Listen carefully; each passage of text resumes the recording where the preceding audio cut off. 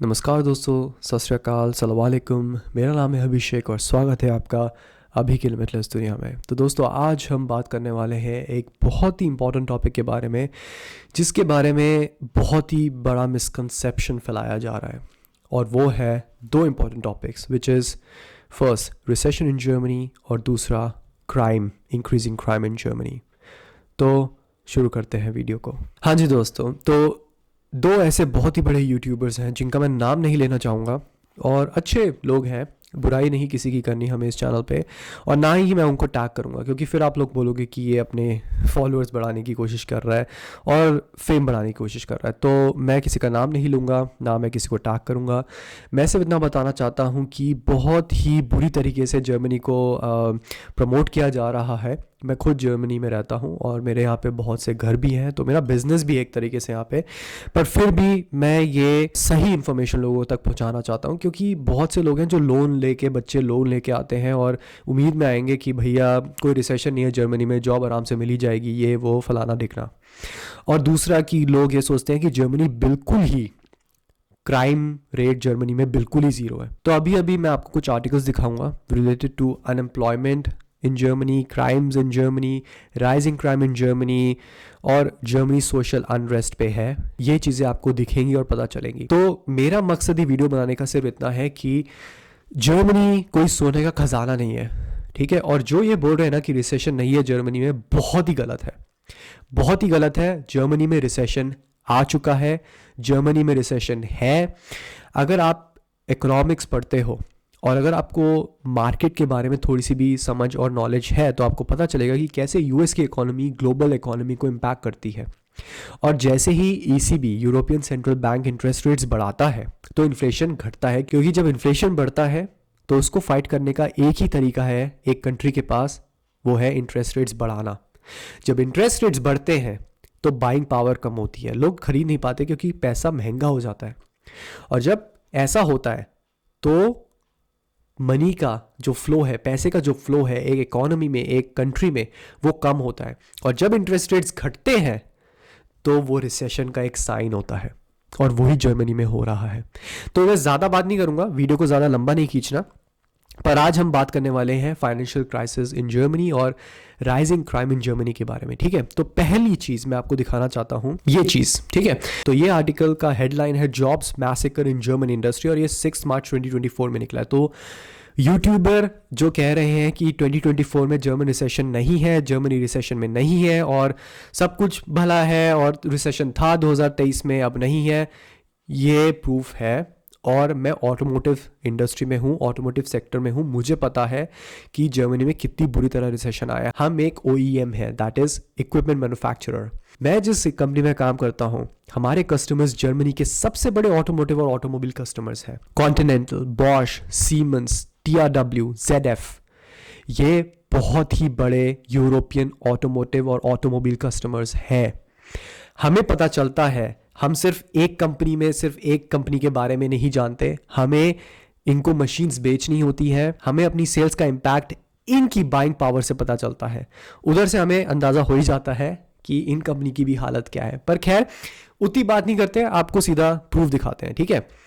ये आर्टिकल ये कहता है job massacre ranges from factories to administration in development centres, suddenly mid level executives and experienced engineers are also at risk of losing their jobs. Many companies are now rejecting skilled workers who they had previously continued to employ for fear for not finding new ones. दूसरी चीज, हाँ, अब आपको दिखाते हैं automotive industry में क्या हालत है। Automotive and part industry, the major car manufacturers in close operation with IG Metall Union and works councils have been launching outsetry programmers for years, which is at Volkswagen have cost thousands of jobs worldwide, ठीक है। Stellantis, one of the biggest automotive part manufacturer है, उधर भी his group plants, which is Germany includes Opel, were only 60% capacity last year, सिर्फ 60% capacity पे थे। The situation in the part sector is even more devastating. Smaller companies with a few hundred or 1000 employees who often specialize in individual components are shutting down by the dozen. Earlier this month Eissmann automotive filed for bankruptcy. इतना ही नहीं, जैसे मैंने आपको बताया ना, But the industry giants like Bosch, Continental, ZF are also cutting thousands of jobs. ZF, which employs 165,000 employees worldwide. Guys, ये मजाक नहीं है. 1,65,000 लोग. Reduce workforce in Germany by 12,000 by 2029. वो 12,000 लोगों से अपना वर्कफोर्स कम करने वाले हैं जर्मनी, सिर्फ जर्मनी में 2029 तक. ठीक है. However, Bosch, which generates around 60% of its sales in the mobility sector, is completely transforming this area. For months, the group, which employs almost 134,000 people in Germany, 1,34,000 Bosch में काम करते हैं लोग. सिर्फ जर्मनी में वो 4,000 जॉब्स कट कर रहे हैं. ठीक है. Continental intends to cut 7,150 jobs worldwide. Guys, ये सिर्फ कुछ ही चीज़ें हैं. तो ये आपके सामने प्रूफ है कि रिसेशन जर्मनी में आ रखा है, बहुत बुरी तरह आ रखा है. तो ये जो बोल रहे हैं ना यूट्यूबर्स कि रिसेशन नहीं है, जर्मनी आओ, ये करो, वो करो, वो बहुत ही गलत चीज़ है गाइज. वो बहुत बड़ी मिस इन्फॉर्मेशन है. ठीक है. अब बात करते हैं क्राइम सेक्टर की. ये न्यूज़ लास्ट वीक से है, 24 अगस्त. मैसा अटैक, चाकू लेके एक बंदे ने 4 बंदों को मारा एक फेस्टिवल में. फेस्टिवल हो रहा था, सिटी फेस्टिवल. एक बंदे ने चाकू लेके 4 बंदों को मार दिए. ठीक है. ये न्यूज़ है. फ्रैंकफर्ट हॉफबानहोफ मेन सेंट्रल स्टेशन में दिन दहाड़े गोली मार दी फ्रैंकफर्ट में. ये कब हुआ? 21 अगस्त को. तो ये चीज़ें हैं और ऐसी बहुत सी चीज़ें हैं. मैं आपको डिस्टर्ब नहीं करना चाहता इन न्यूज़ से, क्योंकि बहुत से ऐसी न्यूज़ हैं. मैसा अटैक, चाकू से अटैक किया जा रहा है, ये वो. तो of course compare to US crime rate is very low. पर यार पॉपुलेशन भी तो चेक करो आप लोग. देखो यार, इस वीडियो का मकसद आपको डराना धमकाना नहीं है. इस वीडियो का मकसद आपकी आंखें खोलना है. अब लोग हम मुंह उठा के बोलते थे कि भाई इंडिया में क्राइम रेट देखो कितना है. यार पर पॉपुलेशन भी तो देखो ना. अब एक ग्रुप है जिसमें 100 बंदा है और एक ग्रुप है जिसमें 1000 बंदा है. आप लोग पढ़े लिखे हो, प्रोबेबिलिटी, मैथ, नंबर्स भी देखा करो ना. किस ग्रुप में प्रोबेबिलिटी ज़्यादा है कि उस ग्रुप में से एक बंदा ऐसा सरफिरा निकल ही जाएगा. जिसमें 1000 बंदा है, जिसमें ज़्यादा बंदा है, उसमें से प्रोबेबिलिटी भी ज़्यादा है उस 1-2 बंदे ऐसे निकलने की. तो हाँ, जर्मनी वर्सेस यूएस में आप क्राइम रेट नहीं कंपेयर कर सकते, पर पॉपुलेशन भी, आवाम भी देखो. तो अगर आपको ये बताया जा रहा है ना अंधाधुन कि भाई जर्मनी में ऐसा कुछ नहीं है, जर्मनी बिल्कुल साफ़ सुथरा सेफ कंट्री है, तो ऐसा भी नहीं है. ये ऐसा नहीं है. और ये मैं इसलिए आपको बता रहा हूँ कि यार बहुत से आप लोग जो हो वो बड़े बड़े लोन लेके आओगे, जॉब सीकर्स वीज़ा पे आओगे, ये सोच के अगर आओगे कि जर्मनी में रिसेशन ही नहीं है, आपको 1 हफ्ते में जॉब मिल जानी है, वो गलत है. तो अब बात करते हैं इन दोनों चीज़ों की.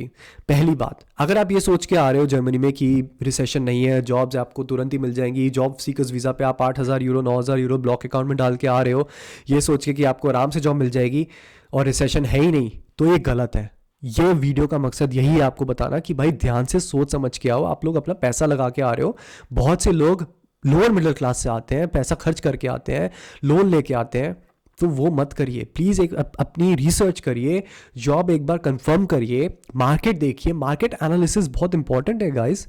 आपको यही एडवर्टाइज किया जा रहा है, वो जर्मनी में कुछ नहीं हुआ, रिसेशन नहीं आ रहा, रिसेशन हट रहा है, ये हो रहा है, वो हो रहा है. प्रूफ मैंने आपको दिखा दिया है, आप अपनी रिसर्च कर सकते हैं. दूसरी बात, अगर आप ये सोच के आ रहे हैं कि क्राइम रेट है ही नहीं भाई यहाँ पे, तो मतलब आंखें बंद करके चलो, कुछ नहीं होना, ऐसा भी नहीं है. आपको आगे खोल के चलना है भाई, अपना थोड़ा दिमाग अलर्ट रखना है. और ये कंपैरिजन जर्मनी और यूएस का मेरे हिसाब से बहुत गलत है. मेरा पर्सनल ओपिनियन है, गलत हो सकता हूँ, पर मेरे हिसाब से नहीं करना चाहिए. ठीक है. तो बस ये वीडियो का यही मकसद था आप लोगों को बताने के लिए कि भाई recession is in Germany. Job, अगर आप ये सोच के आ रहे हो कि जॉब मिल ही जाएगी, तो ध्यान से आइए, स्पेशली जॉब सीकर्स वीज़ा पे जब आ रहे हो, क्योंकि आपके पास लिमिटेड टाइम है. अगर आप एज अ स्टूडेंट आ रहे हो तो recession will eventually cool off, वो चला जाएगा 2-3 सालों में. ठीक है. तो तब तक आपकी स्टडीज़ भी कंप्लीट हो जाएंगी.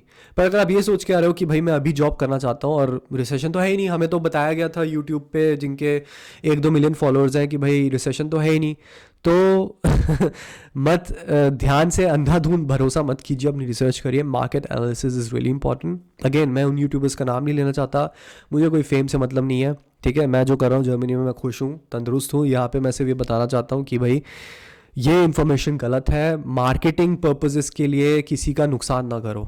हाँ, कि आपको पता है कि लोग आपको फॉलो करते हैं और आपकी बात मान के लोन लेके बेचारे आ जाएंगे और फिर यहाँ पे आके देखेंगे कि जॉब ही नहीं मिल रही, स्ट्रेस होगा. वही यार, फिर सुसाइड टेंडेंसीज़, ये सब सुसाइडल टेंडेंसीज़, वो क्यों करना है काम. आप अपनी मार्केट एनालिसिस खुद कीजिए, मेरे पे भी भरोसा मत कीजिए, खुद रिसर्च करिए। और अगर क्वेश्चन पूछने हैं तो मैं आपको प्रूफ देके क्वेश्चंस का आंसर बता सकता हूँ। अब जर्मनी आना चाहिए, क्या सिचुएशन है जर्मनी की, उसके लिए अगर आपको वीडियो देखनी है तो कमेंट सेक्शन में बताइए, मैं वीडियो बनाऊंगा, क्योंकि ये वीडियो बहुत बड़ी हो जाएगी उस हिसाब से, ठीक है।